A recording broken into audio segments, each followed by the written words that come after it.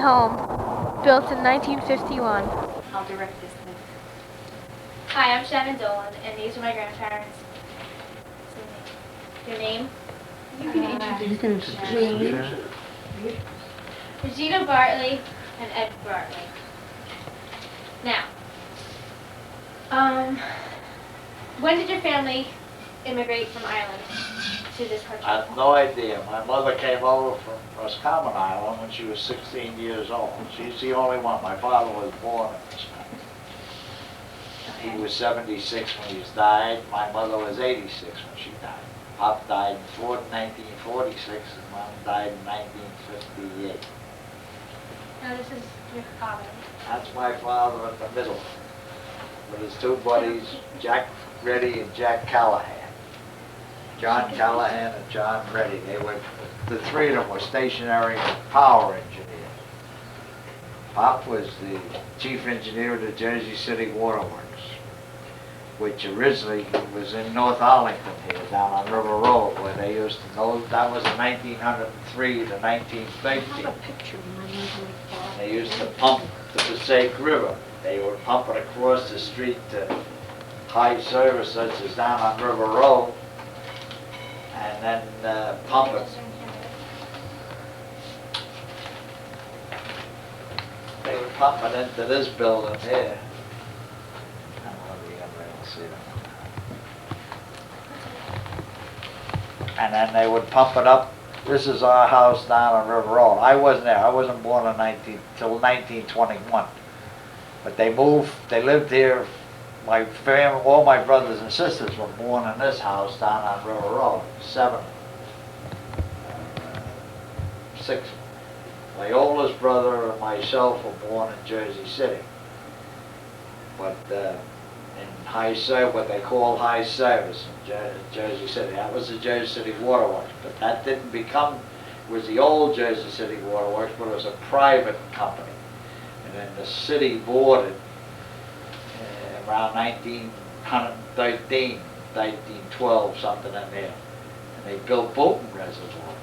We lived, my mother and family lived down on River Road. And my brothers and sisters went to this school, one-room schoolhouse here. I can give you these pictures. Right. And that's where the Borough Hall in North Arlington is built around this building here. This is still down there now. The whole Borough Hall is built around this building. That's Borough Hall of the town today. But then they left there, went over across the river in Belleville to St. Peter's, and they all went to school over there, and then in 1913 they moved to Jersey City. And they had to have a double team of horses and an open back wagon and bring their furniture and stuff into Jersey City. They had trouble going up the Belleville Turnpike Hill. The horses couldn't pull the wagon up the hill, so they had to go down Passaic Street all through Kearney into Harrison and go across the Harrison Turnpike, because there was no hills. This is my father's brother. That was Uncle Huey. Uncle Huey was a Jersey City fireman. And years ago, they have my granduncle, which is your great-great-granduncle. But my granduncle was Denny McLaughlin, who was the first county clerk of Hudson County. He owned all of what's now West Hamilton Park down in Jersey City. Well, he was a real estate man. He owned all that. And I got a picture someplace around there. I'll tell you what. Denny McLaughlin. He had a big home up on West Mountain. This is the home I was born in Jersey City. We lived up on the top up there. There was 150 stairs from the street all the way up wound around up in here with every so many way up would be a platform. And then you'd go around and start up again. It was 150 stairs from down here all the way up to here. And this was the living room over here. The kitchen was over here. You seem to know a lot about your family. Because it's, we are very close now. I'm the only one left of my brothers and sisters. Which you have 8 of, right? There was 8 of us. Okay, now this is your... That's my sister Genevieve. She died in 1956. And she taught for 36 years in 22 school in Lafayette, Jersey City, which was the what they call a Lafayette section. And she originally, years ago, in the beginning of the Depression, during the Depression, after the Depression, she worked for, well, she was a teacher, but she taught music, and she had taught piano. She had 65 pupils. Everybody in my family, except my oldest brother and myself, played the piano. And most of us couldn't read music. I had a brother had an 8-piece band and a dance band. And they used to practice up. We had a huge room on Summit Avenue there. We used to call it the barracks because in World War I, when the soldiers used to be stationed here, down in the stairs here, to guard the waterworks, both waterworks. There's a reservoir on this side of Summit Avenue and one on this side. Here's the waterworks on this side. No, I'm sorry, this is on Summit Avenue side. I'm on the other side, this is over here. So they used to gather, they call upstairs, it was the barracks. I used to have 2 park swings in the barracks, that's how big it was. I used to ride a bicycle around.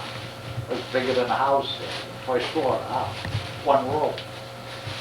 But the band used to practice.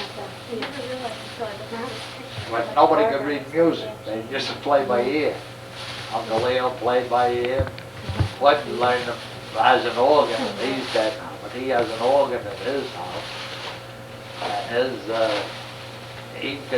he only learned to play that later years, almost when he retired. Now this is Uncle Bud, right?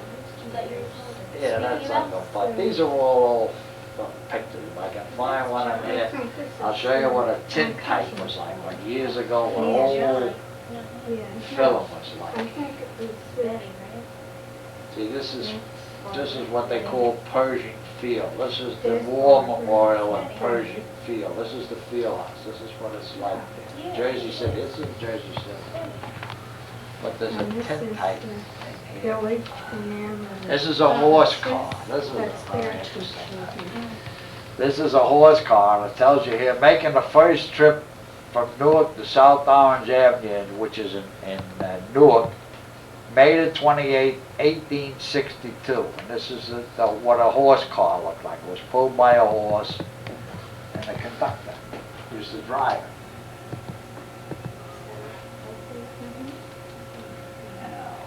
Does your cousin take it?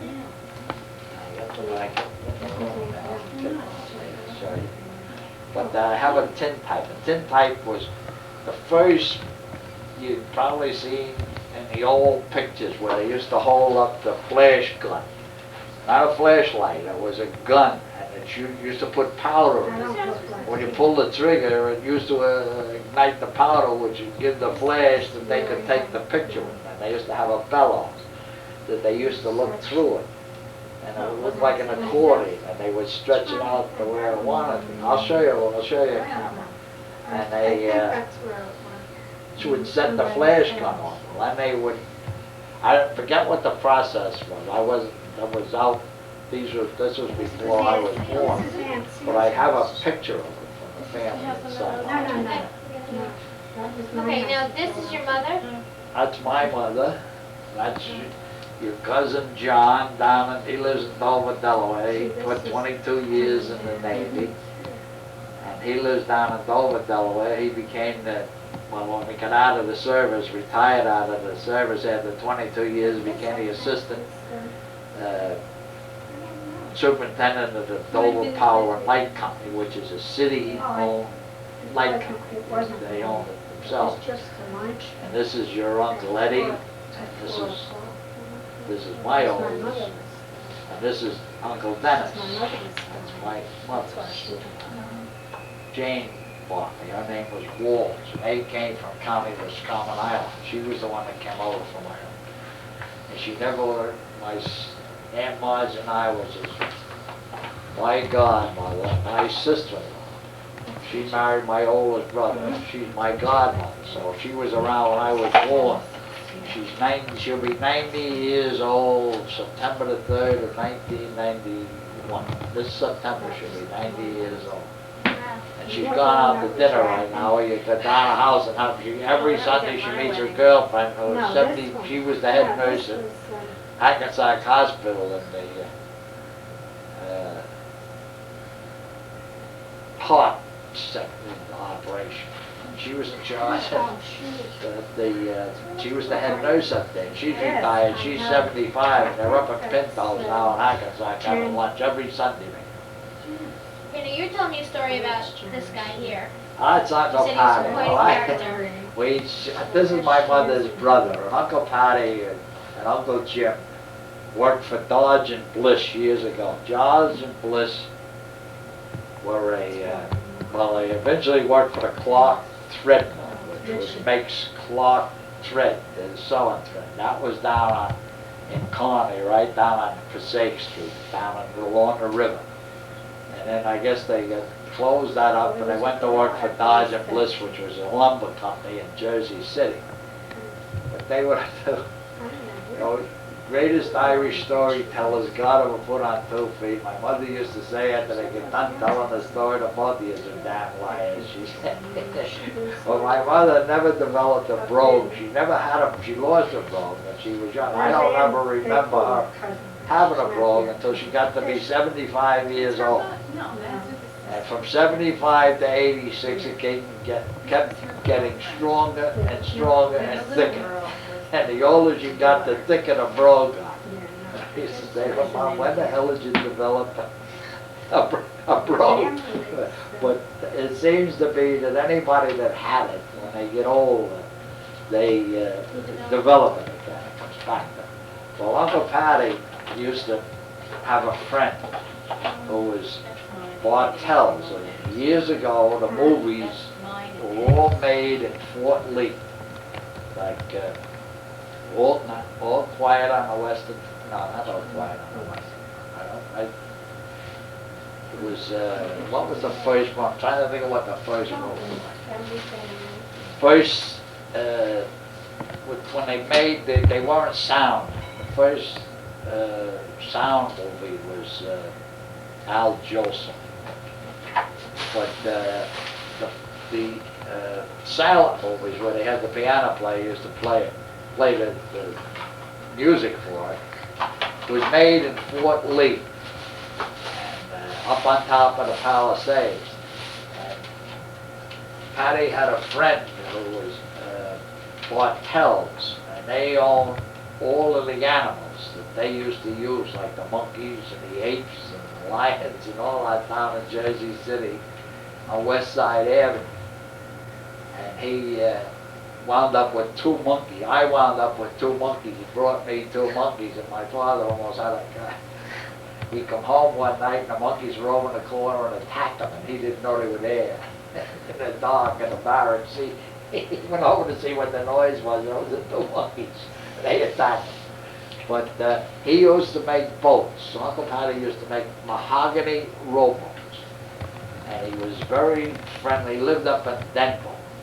And he built his own home in Denver, up in Delaware, an Indian Lake.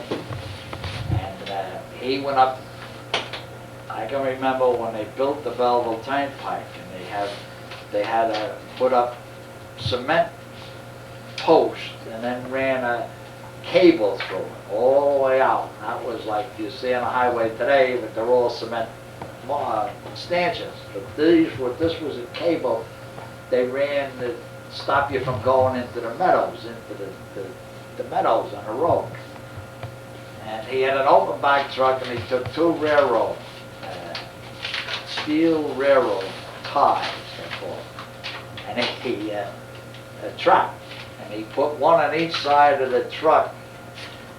And as we were going along the turnpike, rather the park, double turnpike, the front of the truck would go up in the air, so we had to get out. So my brother, or whoever, I don't remember who was over. I know my uncle was driving, and I was there, but I don't remember who. I was too young. So they stole the post that was the state put there to build the road with. They put the wire through. They put that on the front of the truck to hold the truck down till they got up the front of the truck now till they get out to Denver, which is where Indian Mountain Lake is. That's out on Route 46. Then he had a garage in Denver, across the street from St. Mary's Church, and he had a Marmon and a Duesenberg. Now, a Duesenberg was a 16-cylinder car. When I tell you that the motor of that car was from here to that wall over there.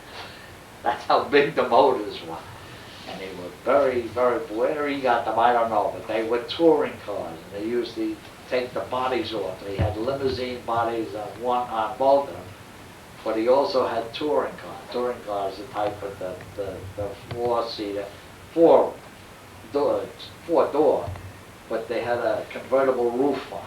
So they used to be able to put the roof down. They used that in parades, and they used his Marmon with the convertible body on it, and for the 75th. Oh, yeah, I guess it was the 75th parade in Denver for our anniversary. I remember. Before you show me a picture, this from here. What? That's Uncle Seton. Uncle Seton? Yeah, he was in the 1st Cavalry Division of Fort Bliss, Texas. He went in 1939.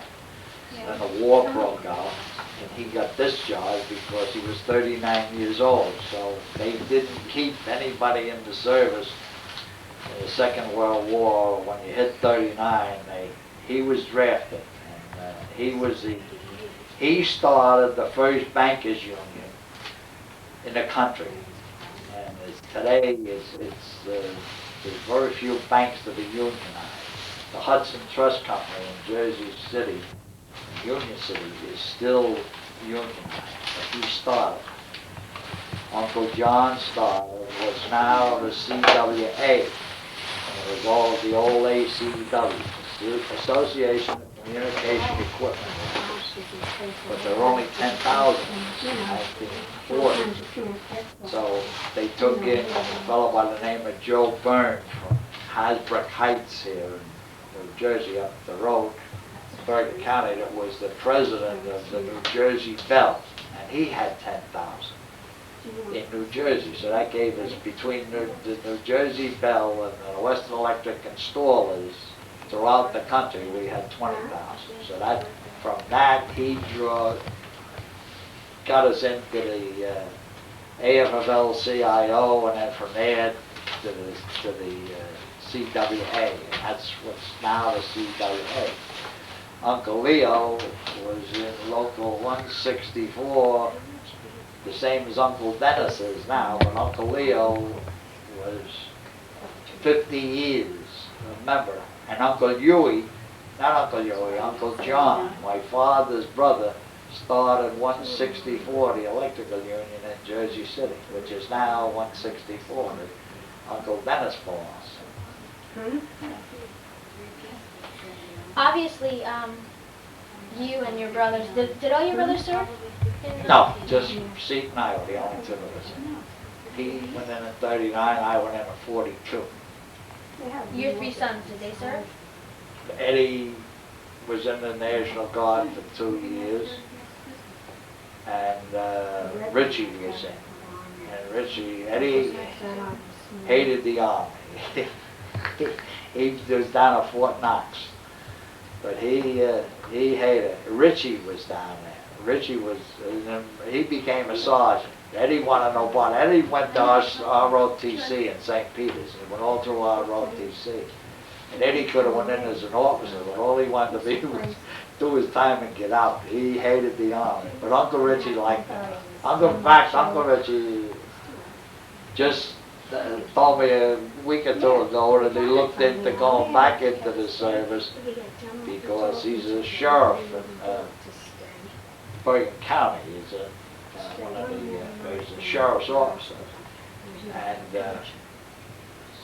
Bergen County pays under this new Desert Shield situation in Saudi Arabia. They, Bergen County pays them full salary. If they go over? Yeah. They go into the service. Anybody in the service, Bergen County will pay them full salary. Richie got to figure out, plus their mortgage goes down to 4%. Richie got to figure out that he may got a bundle. So he looked into going back in. He has a wife and a son, 8 years old. They told me to get lost. Yeah, he was a year old. That's exactly what they did. They told him he was too old. He's a year too old. Thank Say God. we had enough of you. Get out. This is a picture of you in the service? Yeah, well, I was in the Signal Corps. And that was a funny thing. We had a fellow by the name of Duffy, Jimmy Duffy from the, I was in a telephone outfit. I went in with a rating of, I was just got into to Fort Mount. That's a funny story. I was down in Washington. I got sent to Washington. And I was down there at the beginning of 1940. In fact, I put the first the telephone office that's in Silver Springs, Maryland right now, which was at the end of 14th Street, Washington. And I put that telephone office in when it was brand new. And it's still there. But I couldn't get home from Washington, because there was a foreman in New York that I worked in the AT&T building in New York before I left. And him and I had a little rub up, and I wound up in Washington. So the only way I could get home from Washington was to enlist in the Army. So I enlisted in the Army, and I got assigned to Fort Monmouth by the chief signal officer, and I went down to Fort Monmouth and did my basic training down in Seagull. But this is in Camp McCain, Mississippi, which we were the cavalry down there. The other Signal Corps people were coming in. So they sent me down one day to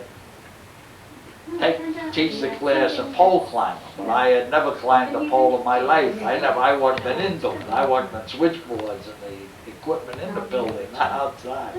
But Duffy was crazy. He sent me down to teach a class, so I had to take the class down. I said, Duffy, I don't know anything about pole climbing. Take him down there. I said, just remember, in the Army, you got to keep 2 feet in the pole. And the telephone company used to get up the pole, and then you would wrap 1 foot around it and hold yourself in when the other one was into the thing. So all I did was pick the 2 oldest guys that were out of the New York Bell that worked outside on the New York State for 18 years. They knew their business, so I settled them to go up and show the other fellas how to do it. So that when they got up there, all I had to holler to them was keep 2 feet in the pole, because they used to do what they did. They got up and they wrapped the foot around the pole. All I had to holler about was keep 2 feet in the pole. So I got away with the class. Duffy said, I found, yeah, you did pretty good. I said, yeah, purple. Somebody forget the other fellows on the other side, and I said, they taught the class. But that's a picture of me that I finally got up the pole. But when I went over to overseas, every time I got up a pole, I fell out. It's a wonder I got any legs. That's why I'm so short. Where were you stationed overseas? Well, I was in England. I was in England during the Blitz. I was back, not the Blitz, the buzz bomb. What you see, the Scud, the missiles that are landing in Israel and Saudi Arabia today. That's the same as the buzz bombs we had. The Germans sent over to us. And they did the same thing they're doing here. They're not doing a damn thing today that they didn't do in World War II. What they did was they would start them at midnight. You would get them all night long until maybe 2 or 3 in the morning. Then they would stop, start up again at 8 or 9 o'clock in the morning when people were, the English were getting ready to go to work. And they would drop them. And then they would knock them off again until it was 5, 6 o'clock at night. Then they'd after 6 to 7, 5 to 7, they'd drop them again and they stop until midnight again. And they start. That's the psychological point. In other words, people never get, they don't get a night's sleep. So that gets them all upset. They're getting ready to go to work, so they have to go to the air raid shelters, and they did that during the same thing they're doing over there now is exactly what they did in World War II. I used to go to bed at night in the billets because I was going to school. But see, the English wouldn't let you touch their telephone or their teleprinter. They don't have teletypes. We had teletype. That's a type. They had a teleprinter. When they used to send the message through their machines, it would print out. So what they did was they wouldn't let anybody touch their equipment. So they picked 3 of us, from 2 fellows from New York, Bell, and myself from the West Electric. And they sent me to what they call the GPO school in Drexel Hill. And I lived in the billets. Our billets was where the American embassies, where in an embassy row in England today. And we used to go, the day I was 13 to 14 miles north of London, in Watford. And it was the last stop on the Underground, Watford Junction. That's where the main railroad comes in, and it divides, and to go north out of London. And the Underground, that's the subway, goes up and goes through Harrow and up into Watford. And I went down there, so that was the last stop on the Underground. So we used to go down. I had to transfer down to London, and I had to stay there. But many a night I went to bed in the air raid sounds, and you have a couple of drinks before you